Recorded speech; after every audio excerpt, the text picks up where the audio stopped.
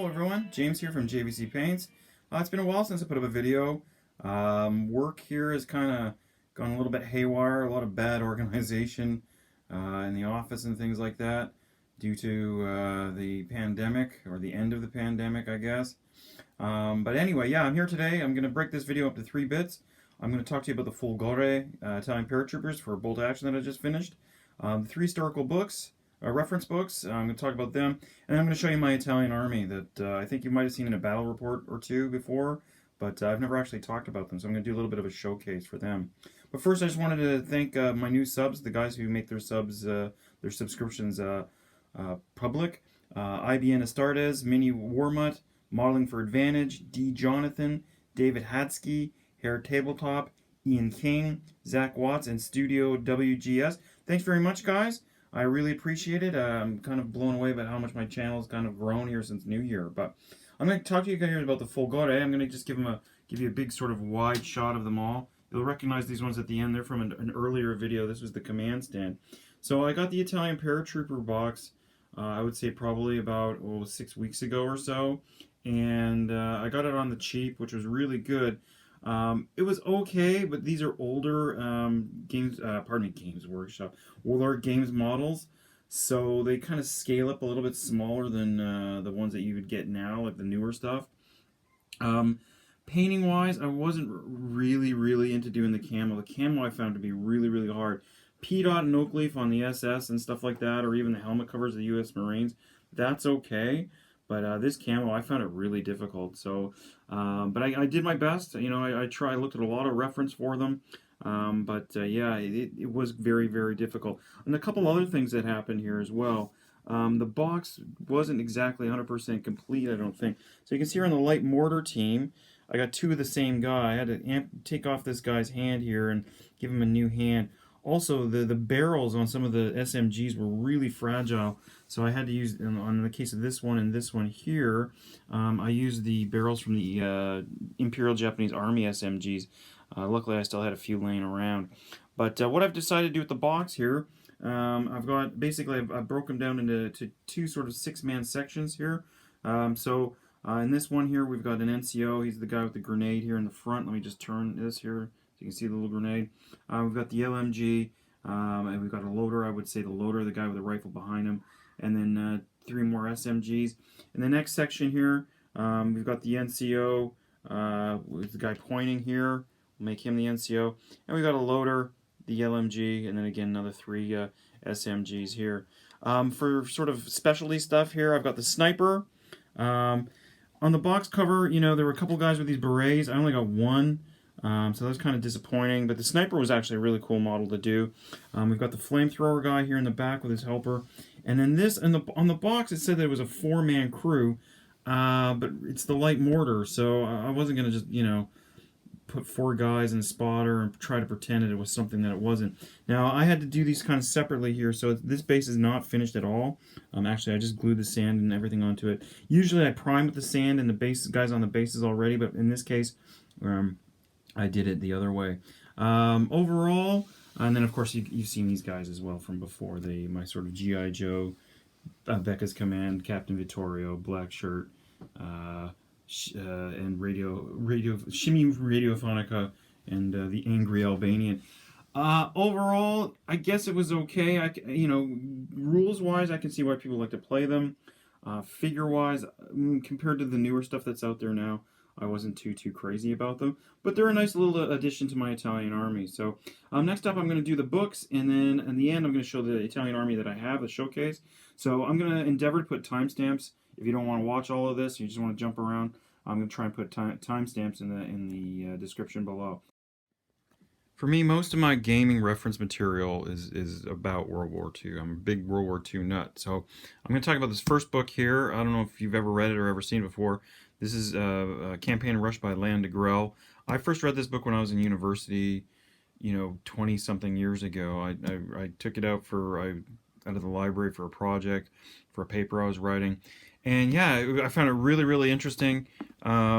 This is, of course, is not that copy, but I found it really interesting. It read like an adventure novel, or at least he wrote it like an adventure novel. So it's a bit of an autobiography. You probably have to take a lot of it with a bit of a grain of salt, I reckon. But it is a really fascinating book, and it especially shows about the different combat and the different periods of Operation Barbarossa to the defeat on the Eastern Front. So this book, I've read it probably about 4 or 5 times in my life. And I still do research with it now, actually, so it's kind of cool. I'm going to change the rules here a little bit too. Yeah, Osprey books. I have like hundreds of thousands of these things. This is just some that I grabbed off the shelf that were just sort of handy. I bought them in different periods. This is a long time ago. You can tell by that price. Garage sales, flea markets, and stuff. I always seem to find these things, and when I find them, I just buy them. I've got, like I said, hundreds of them. But one thing I will say, oh, well, hold on, I think it's this one here. Recently, the new artist they got doing a lot of these, I've found that he seems to paint the same faces on the same guys. You'll notice it in the bold action rule books too. You're like, what, all these guys are like quadruplets or something, or triplets, Maybe not so much in this one, but he's definitely got a unique face on these guys. And it's not just because they're Italian, but you'll notice with the German ones and stuff like that in the books as well. So, but I mean, you can see on the back here, I mean, you got the same face. So I don't know what's up with this artist. You compare him to, say, for example, the artists of, yesteryear here. We've got the Prussian cavalry. The faces are totally different. And then if you look at the, say, for example, the Vikings page here, the art is completely different. So, but recently I think the artist they've got, he's hammering that one face out quite a bit. The other kinds of books, now I'm cheating, okay, I admit it. The other kind of books that I like for research are maps and atlases. This is a huge book I bought probably about a year or two ago for myself for Christmas, and it is the Atlas of the Eastern Front. So it's got maps, as you can see. I've shown this before, but yeah, this is definitely one of my go-to books. Especially when I planned my winter Russian army and things like that. Stalingrad, I haven't got that book yet, but I'm sure I'll be using this as well. That's one of the atlases that I have. These are very big books, so I didn't want to take them off of my shelves and things like that. This, the Times Atlas of the Second World War, I was really fortunate to pick this one up in Tokyo for a song. I think I got it for about $5, so it was like 500 yen. But yeah, it's got pretty much everything. I mean, it's got, like you can see there's southern Russia. We're into the Philippines here, 44, 45. Arctic warfare. So it's really interesting. It's got a lot of information, a lot of maps.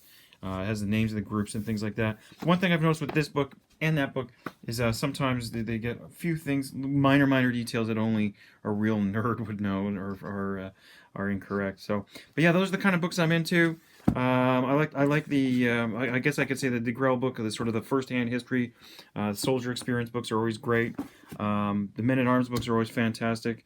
Lots of information, uniform details, things like that, and atlases as well. Because like, who doesn't like maps? Except for my wife, who uses the car navy. Anyways, guys, yeah, let's check out my Italian army. And here is my Italian army for bold action. It is an early war army. It's pretty big, as you can see. Lots of guys. I got this when Warlord had their Build an Army campaigns going on. So I picked up this one in the French as well. And basically what I've done with it is I've got the AB-41 there, as you can see. And I've got a lot of redundancy. So I've got two sort of regular squads here, one here and one here. With, of course, they've got the NCO with the SMG and the LMG and the loader. And the rest of the guys would have rifles. That's the same thing here. Next to them, we've got two sections of the Bersaglieri. I don't think any of us can pronounce that correctly.